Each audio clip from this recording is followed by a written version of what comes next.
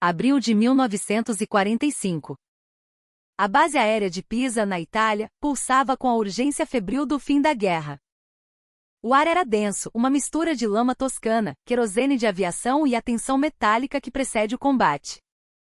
Para os homens do primeiro grupo de aviação de caça da Força Aérea Brasileira, os lendários Jamboks, cada nascer do sol era um prelúdio ao rugido dos motores Pratt e Whitney R2800 Double Vaz de seus P-47 Thunderbolt.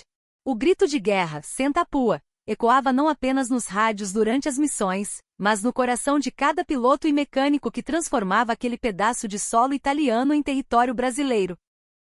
No entanto, por trás da bravura e da camaradagem, uma sombra pairava nas conversas noturnas, nos briefings tensos e principalmente, nos olhares dos pilotos que retornavam de missões com seus aviões crivados de buracos.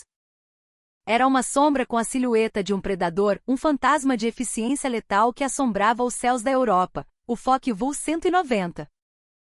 É diferente de tudo, capitão, dizia um jovem tenente, a voz ainda trêmula após um encontro com a Luftwaffe. O Messerschmitt é rápido, mas o Focke-Wulf. Ele dança. Ele sobe, mergulha, vira. E o desgraçado atira com uma precisão cirúrgica. Parece que o piloto não está lutando contra o avião, parece que a máquina é uma extensão do corpo dele. Essa era a pergunta que consumia os estrategistas e atormentava os pilotos. Por que o FW-190 era tão mortal?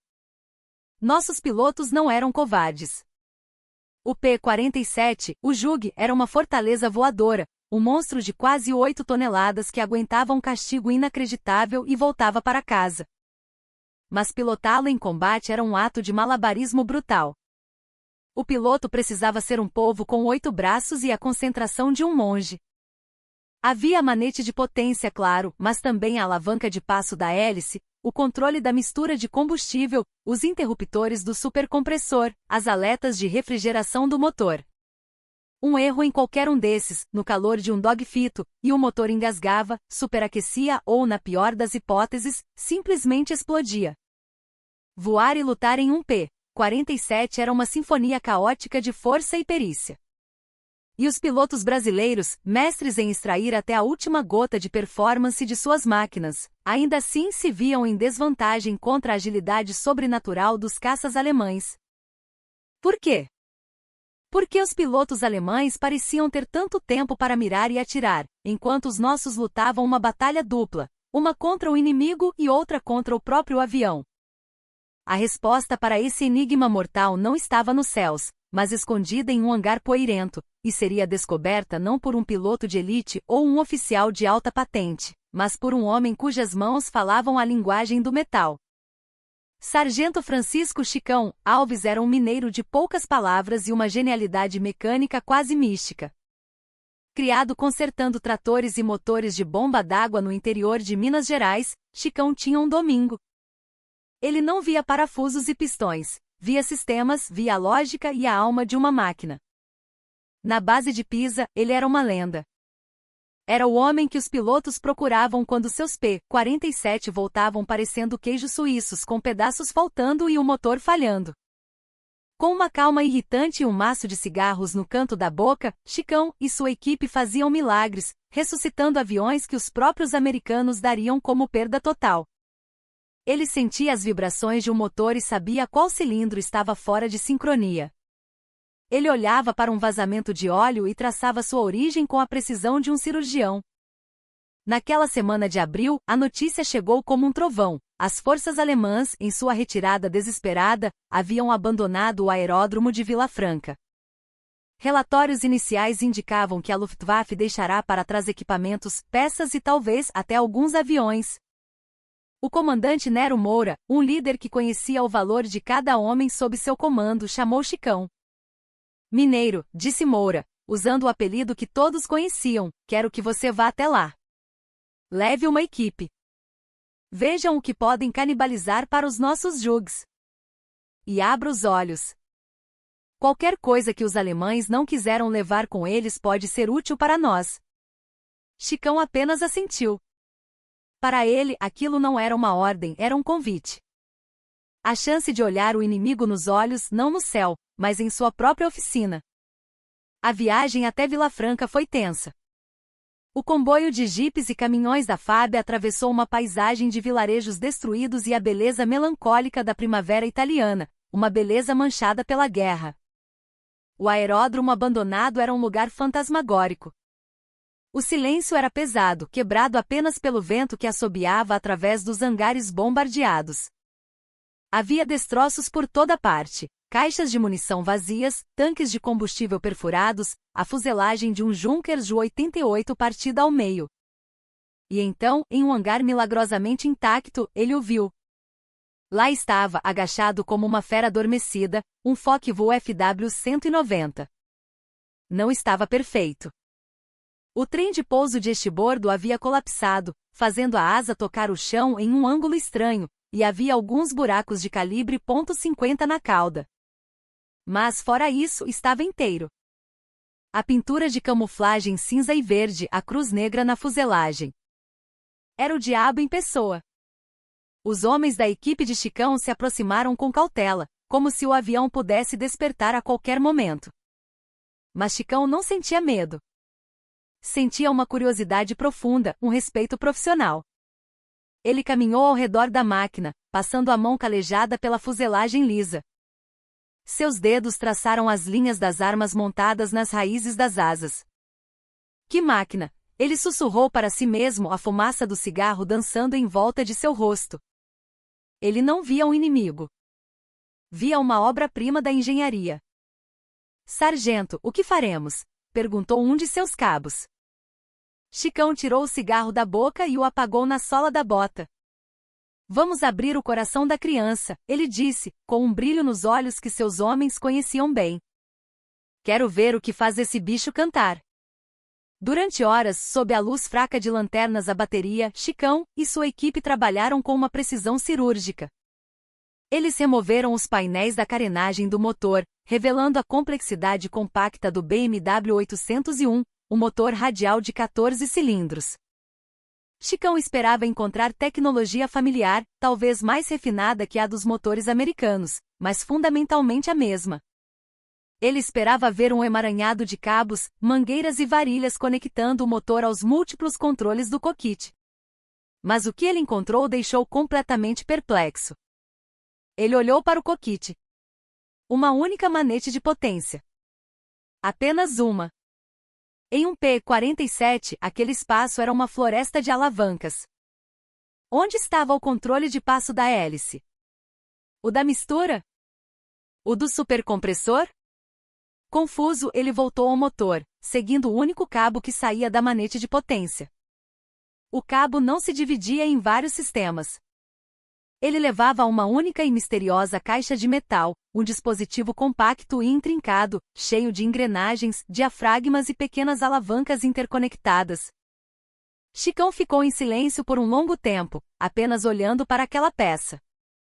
Seus homens, sem entender a causa da sua paralisia, esperavam por ordens. Lentamente ele começou a desmontar a caixa, peça por peça, com o cuidado de um relojoeiro. Cada componente era uma obra de arte de usinagem. Molas cames, válvulas barométricas. Tudo interligado. Ele começou a entender. Aquela caixa recebia a única informação do piloto, mais potência ou menos potência, e usando dados de pressão do ar, temperatura e rotação do motor, ela fazia todo o resto. Automaticamente. Ela ajustava a mistura de combustível para a altitude perfeita. Ela mudava o passo das hélices para a máxima eficiência. Ela engatava as marchas do supercompressor sem que o piloto sequer pensasse nisso. Ela controlava a ignição e o arrefecimento do motor. Era um computador. Um cérebro mecânico analógico. O peso da descoberta o atingiu como um soco no estômago. Ele se afastou do avião, sentou-se em uma caixa de munição vazia e acendeu outro cigarro, as mãos tremendo ligeiramente. Um de seus homens se aproximou. Tudo bem, sargento? Chicão soltou uma longa baforada de fumaça e riu, um riso seco, sem humor. Caramba, ele disse a voz rouca de espanto. Esses alemães. Eles estão uma década na nossa frente. Enquanto os nossos pilotos precisam de mais 2 braços para dar conta das alavancas no cockpit, o piloto alemão só empurra a manete e atira. O avião faz o resto. Ele olhou para o Focke-Wulf e depois para o céu na direção de Pisa. Agora eu entendo, murmurou. Agora tudo faz sentido. A revelação não era apenas técnica, era uma vantagem tática decisiva. Um piloto brasileiro em combate estava com 40% de seu cérebro focado em gerenciar o motor para não explodir, enquanto o piloto alemão usava 100% de sua atenção para caçar e destruir. Nossos homens não estavam perdendo por falta de habilidade ou coragem. Eles estavam lutando uma luta injusta. Estavam em uma briga de facas, e o inimigo tinha trazido uma arma que mirava sozinha. Aquele dispositivo tinha um nome, como Chicão descobriria mais tarde ao estudar os manuais alemães encontrados no escritório do aeródromo: Kommandogerät.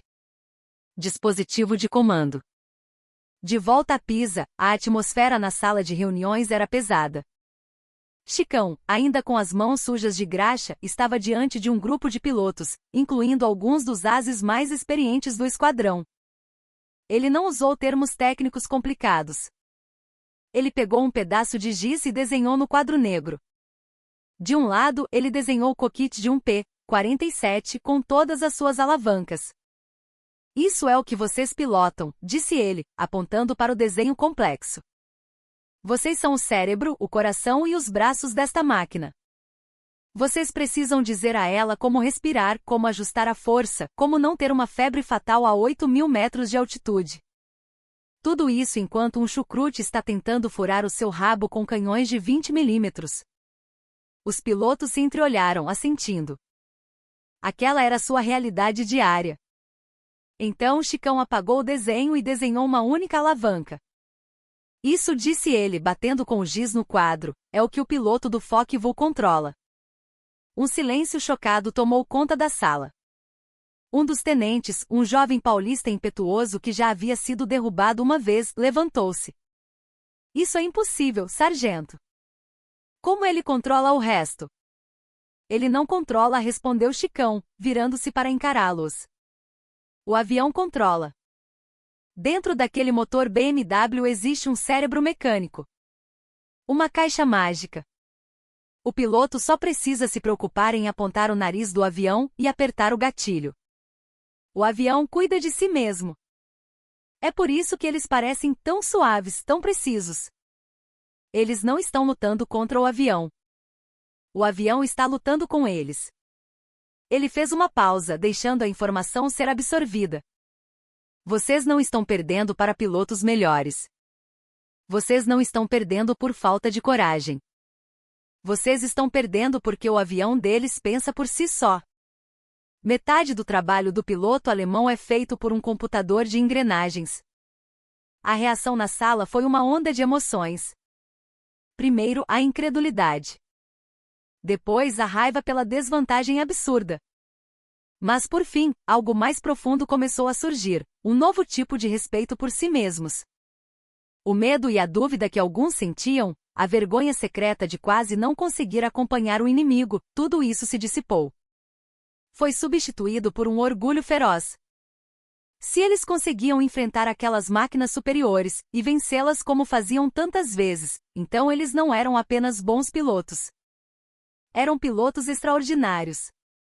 A bravura dos Jamboks, seu grito de guerra senta a pua, assumiu uma nova dimensão. Não era apenas um chamado à agressão, era um testemunho da capacidade brasileira de superar o impossível, de compensar a desvantagem tecnológica com pura garra, talento e coração. A descoberta do Kommandogerät não mudou a forma como os brasileiros voavam seus P-47. Era tarde demais na guerra para qualquer alteração. Mas mudou a forma como eles se viam.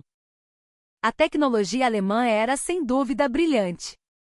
O Focke-Wulf 190, com seu cérebro mecânico, era uma sinfonia de engenharia de precisão, um relógio suíço projetado para matar. O P-47 Thunderbolt era um trator com asas, um martelo pesado e brutal. Mas os alemães descobriram, da maneira mais difícil, que a guerra não é vencida apenas por relógios suíços. Às vezes, o que você precisa é de um martelo. E mais importante, você precisa da coragem indomável do homem que o impunha. A guerra na Europa terminaria em poucas semanas. O primeiro grupo de caça voltaria ao Brasil como heróis. E a história do Comandante Wright se tornaria uma lenda sussurrada entre os veteranos, um segredo que explicava a dança mortal que eles travaram nos céus da Itália.